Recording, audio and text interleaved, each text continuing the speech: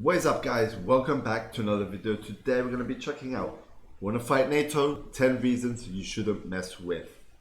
Alright, so this is going to be quite interesting. We do know that NATO is quite powerful and they have many alliances and all that stuff, so let's see the reasons right here as well.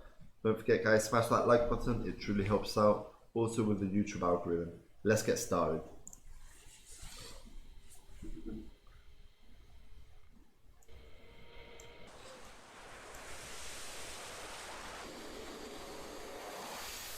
For 7 decades, the NATO... It's crazy how those jets can actually fly off from just that short distance, bro. Unbelievable. Alliance has practiced collective defense and deterrence against evolving international threats. And over the years, its capabilities have changed accordingly. NATO's most powerful weapon, according to Jim Townsend with the Center for a New American Security, is the unity of the alliance.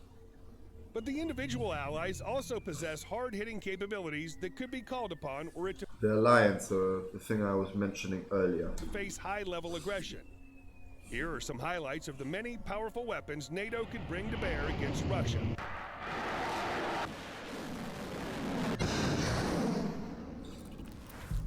Bro, those are like nuclear weapons right there. Lightning II. The air side of the NATO equation is led by the United States with the F-35 and other various aircraft. Look at that design. The generation F-35 Joint Strike Fighter is an aircraft that new generation. All right. Rival powers have been unable to match its stealth and advanced suite of powerful sensors.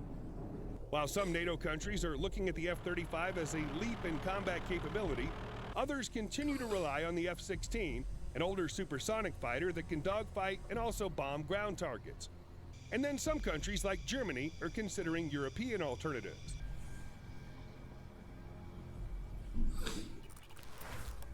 Eurofighter Typhoons.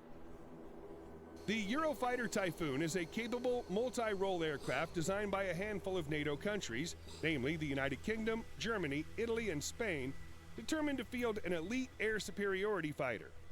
France, which walked away from the Eurofighter project, independently built a similar fighter known as the Dassault Rafale. Observers argue that the Typhoon is comparable to late-generation Russian flanker variants such as the Su-35. While each aircraft has its advantages, be it the agility of the Typhoon or the low-speed handling of the flanker, the two aircraft are quite similar, suggesting, as the national interest explained, that the Eurofighter could hold its own in a dogfight with the deadly Russian fighter.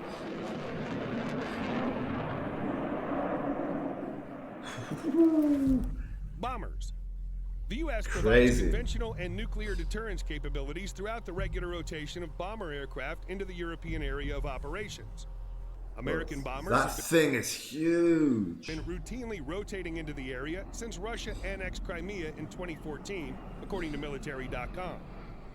That year, the Pentagon sent 2 B-2 Spirit bombers and 3 B-52s to Europe for training. The B-1B Lancers are also among the U.S. bombers that regularly operate alongside NATO allies.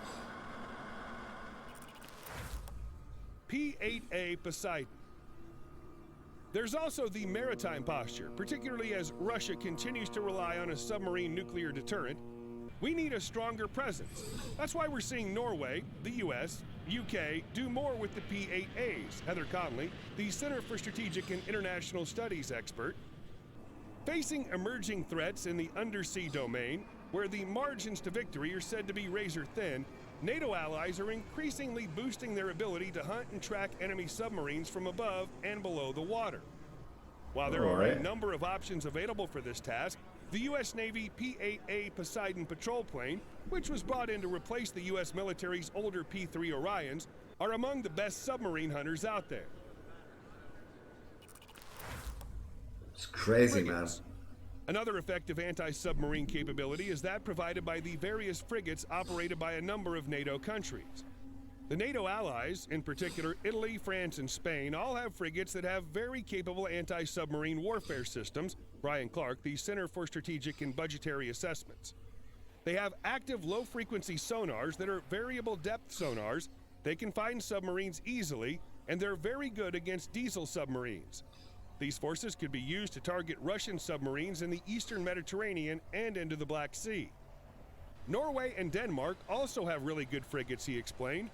They can go out and do anti-submarine warfare in the North Sea/Baltic Sea area, and they're very good at that.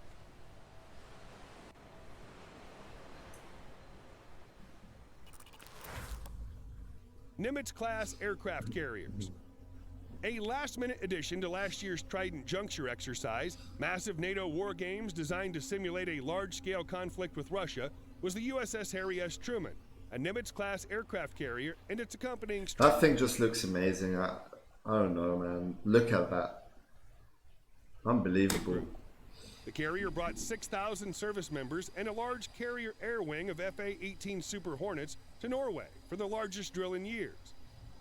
One thing the NATO naval partners have been looking at is using carriers as part of the initial response, said Brian Clark. The United States sails carriers into the North Atlantic to demonstrate to Russia that the U.S. can send carriers into this area, from which it could carry out operations into the Baltics without too much trouble, he added. America's ability to project power throughout the deployment of aircraft carriers is unmatched, due mainly to the massive size, sophistication, and training regimen of its carrier fleet. The UK and France also have aircraft carriers. Oh shit, man. Virginia-class submarines. Virginia-class submarines, nuclear-powered fast attack boats, are among the deadliest submarines in the world. They're armed with torpedoes to sink enemy submarines and surface combatants, and they can also target enemy bases and missile batteries ashore with Tomahawk cruise missiles. These submarines could be really useful to do cruise missile attacks against some of the Russian air defense systems in the Western Military District that reach over the Baltic countries, said Brian Clark. You can really conduct air operations above these countries without being threatened by these air defense systems. So you would want to use cruise missiles to attack them from submarines at sea. That's crazy, bro. Scary as well. Patriot surface-to-air missile system. Oh, these Patriot, things. which stands for Phased Array Tracking Radar to Intercept on Target, is an effective surface-to-air guided air and missile defense system that's currently These things are so deadly, used bro. around the world, including in a number of NATO countries. There is a need for an integrated Look air at and that. missile Look how big that missile is. defense picture, said Conley. That's certainly a high-valued protection for the alliance. NATO is also in the process of fielding Aegis A-shore sites, land-based variants of the sea-based Aegis ballistic missile defense system that can track and fire missiles that intercept ballistic targets over Europe. AH-64 Apache gunship. The Apache gunship helicopter, capable of close air support, has the ability to rain down devastation on an approaching armor column. The attack helicopters can carry up to 16 Hellfire missiles at a time, with each missile possessing the ability to cripple an enemy armor unit. The Hellfire is expected to eventually be replaced with the more capable Joint Air-to-Ground missile. The Cold War-era Apache attack helicopters have been playing a role in the counterinsurgency fight in the Middle East, but the gunships could still hit hard in a high-end conflict.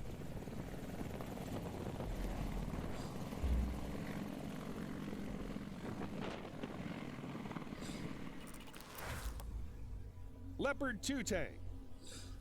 The Leopard 2 main battle tank, which gained a reputation for being indestructible, is a formidable weapon first built to blunt the spearhead of a Soviet armor thrust, and one that would probably be on the front lines were the NATO alliance and Russia to come to blows.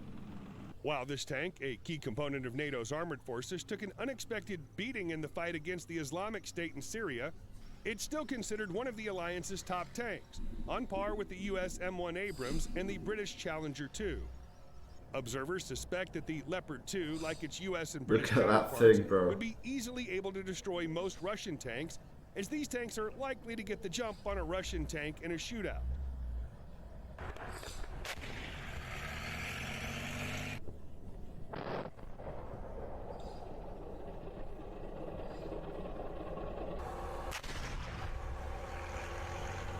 Oh shit.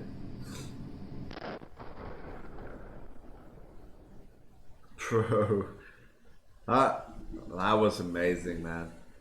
Wow, guys, let me know your thoughts about this in the comments below. Hope you all enjoyed it. If you got any other video suggestions, just comment them down below. I'll totally check them out and I'll react to them. Thank you guys for watching. Don't forget to subscribe to your boy Dusank and like the video. It truly helps out with the YouTube algorithm. See you on the next one. Peace out.